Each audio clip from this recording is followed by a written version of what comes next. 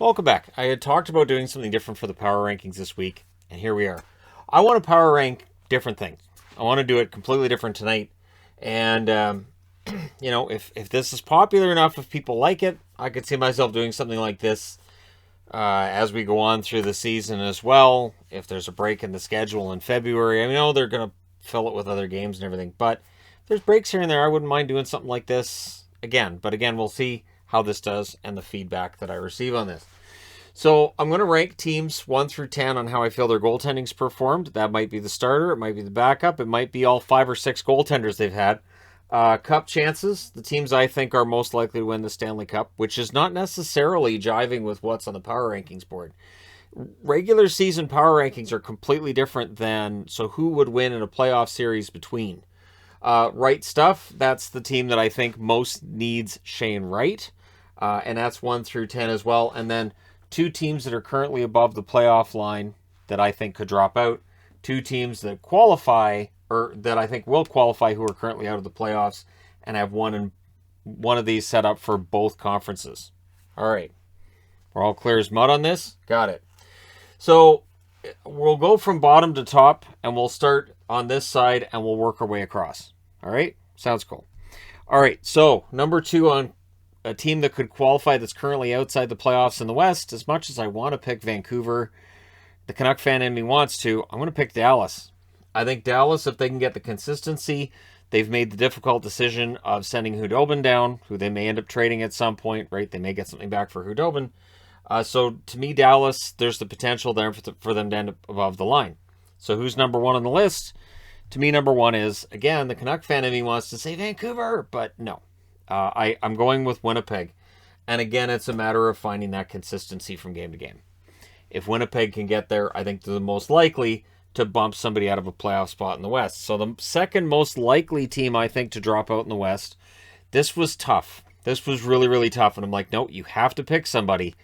And Calgary was number 2 for me. I can't see Colorado dropping out. I can't see Edmonton actually missing the playoffs. I know they had that 6-game losing streak, but I can't see them missing the playoffs. So Calgary ends up being number 2 on the dropout, and number 1. And I think fans are going to be okay with this. I think fans of this team are going to be okay with this. I still think for Anaheim, they might be playing a little bit above their heads. If a team's going to drop out in the West, my guess is it would probably be Anaheim.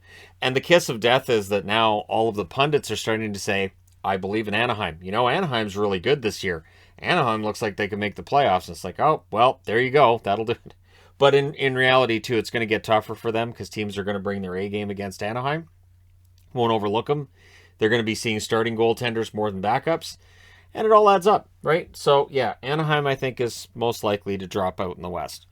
Again, I made myself do this. Most likely to qualify currently out in the East, Columbus. They're number 2 on the board in this, and they're number 2 below the line as well. So I didn't get overly creative in this, but I don't see a team beneath Columbus that I think is more likely than Columbus to end up making the playoffs. For Columbus, it's a matter of finding enough scoring. Their goaltending's been very good, and their defense is better than it's given credit for, especially after they lost Seth Jones, and the assumption was they were going to get a lot worse. They didn't. So for Columbus, I think they're second most likely. The most likely, and this is the honest, easy answer, is Boston. Currently below the playoff line, but they've got games in hand. You have to win those games in hand, of course. Yes, I've said that time and time again. But yeah, Columbus to me and Boston are the ones most likely to qualify who are below the playoff line right now. Most likely to drop out. Second, and I had to pick 2 in the East. 1's relatively easy. 2 gets difficult. I had to go with Florida. Now, it's not the only time you're going to see Florida on this board. That's the weird thing, is that Florida, to me, is really, they look like a feast or famine team, that if everything goes along the right lines for them, they can finish top 2 in their division. They could be a dark horse for the Stanley Cup and all this. But if they continue to show what they've shown in recent trends, if that continues to be the case, Florida could find themselves on the outside looking in. I wanted to put Pittsburgh, but my brain said, do not put Pittsburgh because Pittsburgh's not going to drop out of a playoff spot. So number 1, and again, this seems kind of easy, Detroit. Detroit has played more games than teams that are chasing them. odds are Detroit probably ends up finishing short of a playoff spot. I mean, if they make it, that's great, right? If you're Yzerman and you see them in the playoffs, you're really excited about the experience they're going to get. But in all likelihood, they probably drop out. So, that being said, let's get into the 10 teams that I think are most in need of Shane Wright. And it's interesting because at number 10 is Detroit. Detroit's currently in a playoff spot. Why would they need Shane Wright? Because one more really skilled forward, when you've already got Edvinsson on the blue line coming in, if they could add Wright to their list of prospects, I guarantee you it might cause Detroit fans to complain less about the draft lottery. I may be wrong on that one. But yeah, for the Red Wings, I think they're close, and I think that Yzerman will get them over the top. And if they won this year's draft lottery, that absolutely works. Number 9, a team that's below the playoff line. We thought they might be closer than what they are. New Jersey. So for the Devils, I don't know how much they need Shane Wright. They'd love to get him. And, I mean, they've got a good young forward group as it is. I really think that New Jersey is a pretty good team. I know their record's bad. I think they're better than that record. I don't know how much better than that record, but yeah, I think New Jersey would be a good spot for Wright. So they're number 9. Number 8 on the list for Shane Wright is Chicago. Chicago Blackhawks. I really think that this has been, it's been challenging for the Hawks on so many levels, right? And so if they got Shane Wright in the draft upcoming, I think he would fit in really well.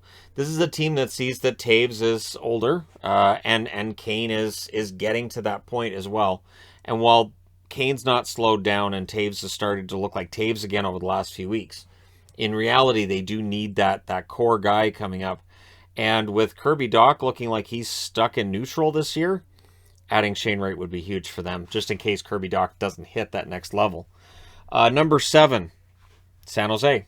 San Jose Sharks are definitely having a better season than was anticipated.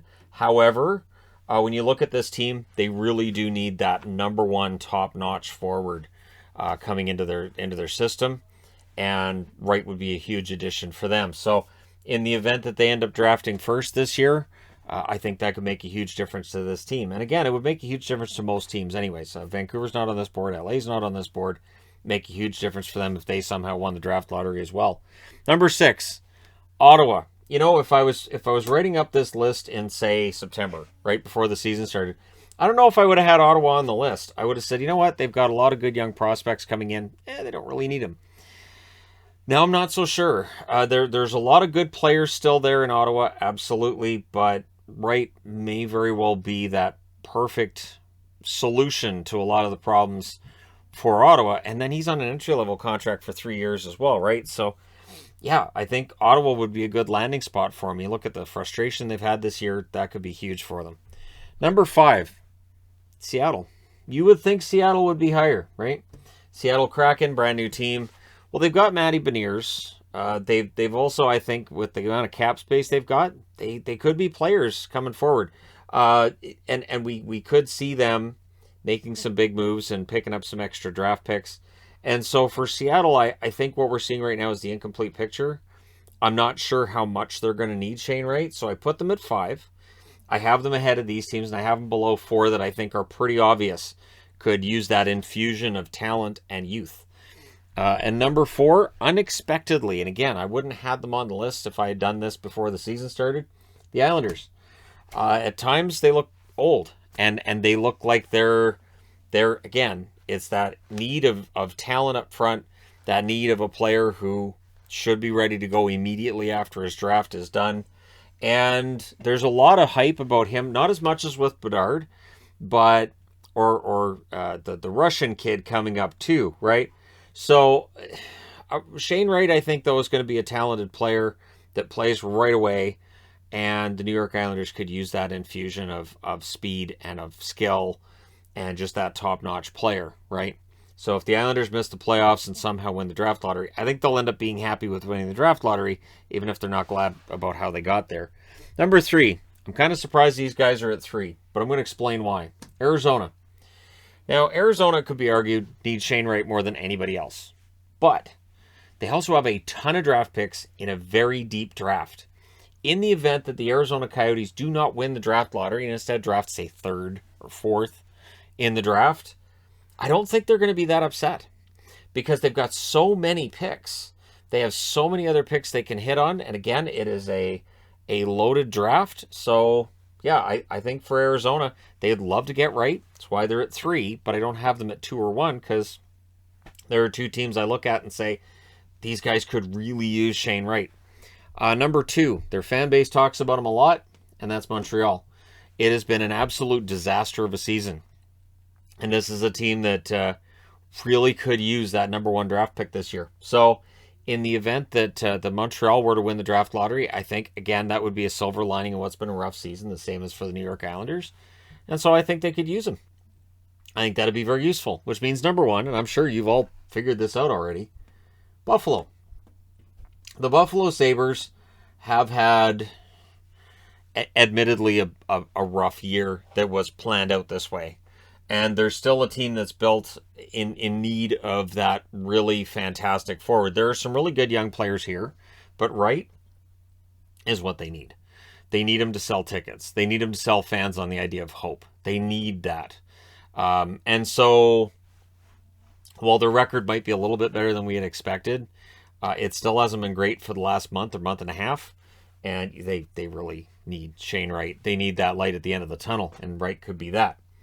So, moving along to Cup chances.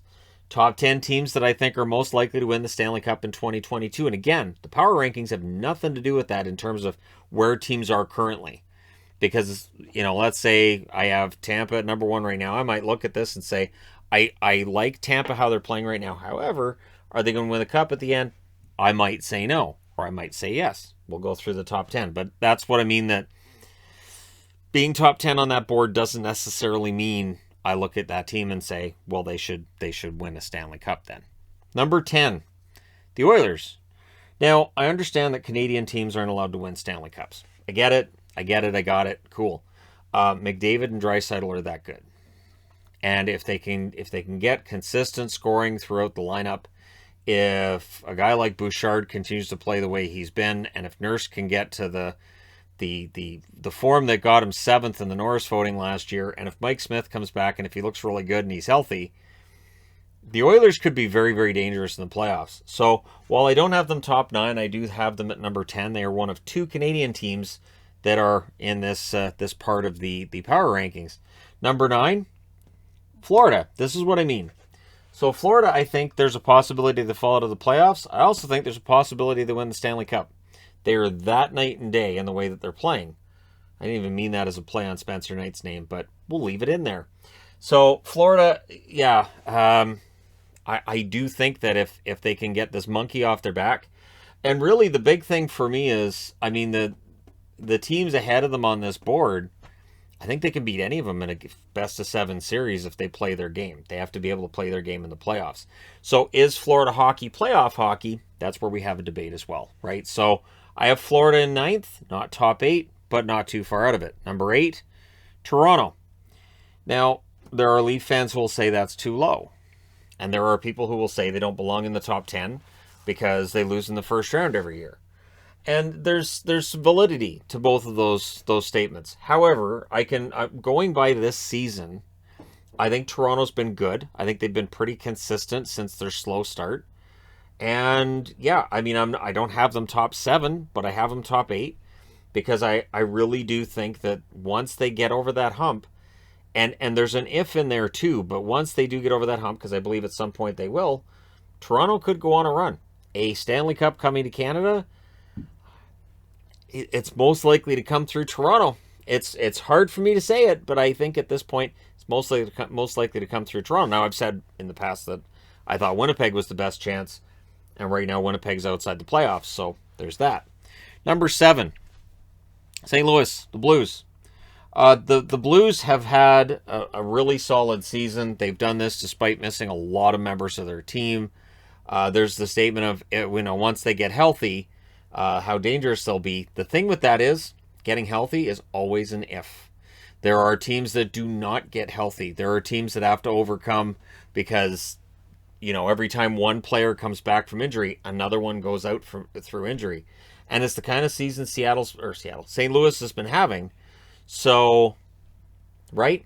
I do think that St. Louis is capable of going on another run. I think they need some magic from Binnington, and they need that momentum that's so elusive in playoffs. It's possible. I do have them at number 7. Number 6, Pittsburgh. Never count out the Penguins. See, I wanted, honestly, I was like, yeah, I could put them on the dropout. No, they're going to get Malkin back. And this is a team that, Crosby's been starting to heat up again.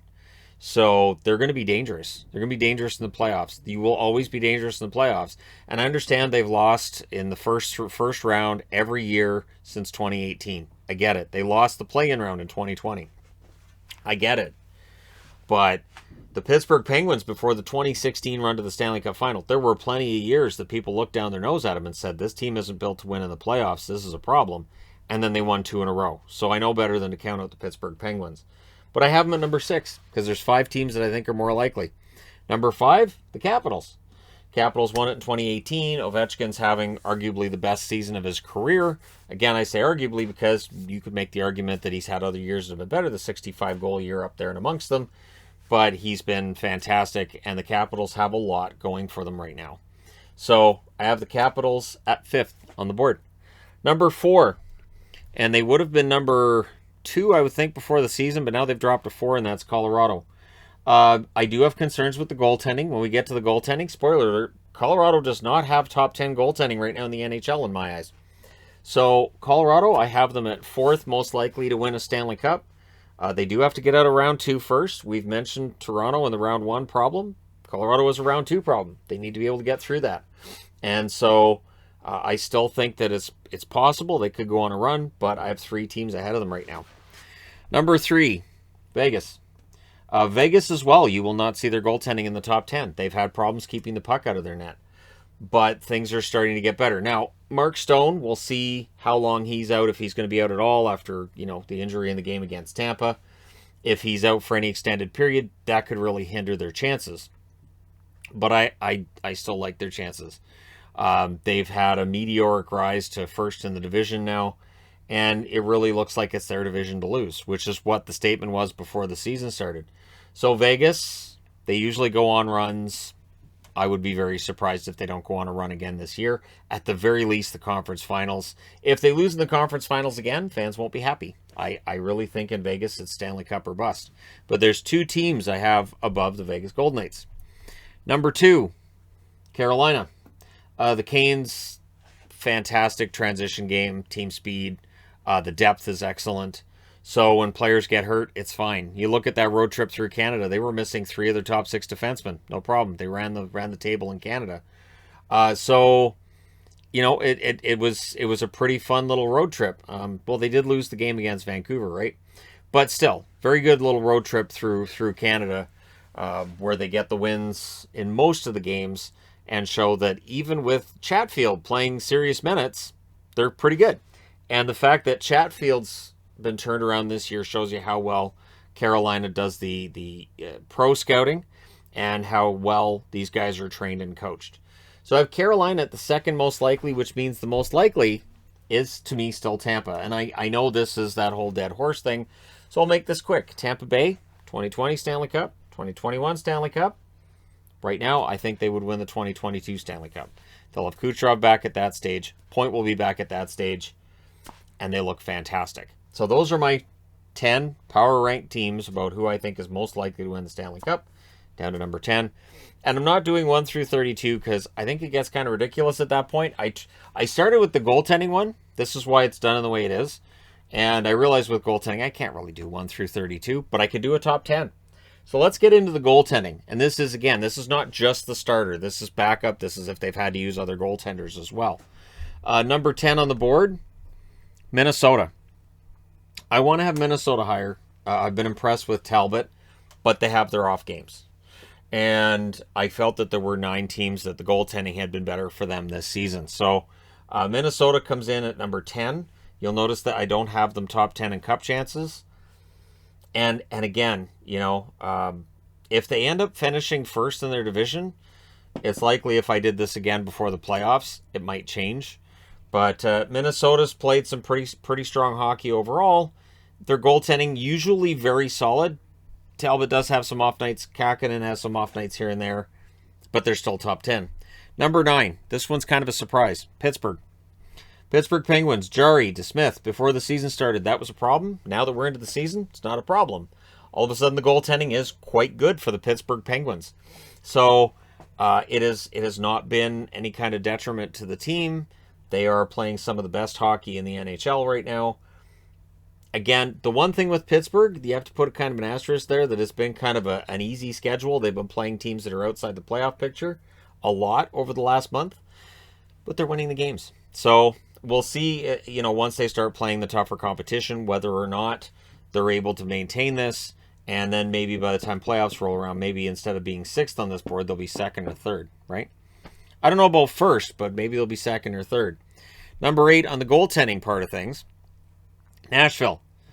Saros has been absolutely fantastic. Riddick is winning games. Shaky at times here and there.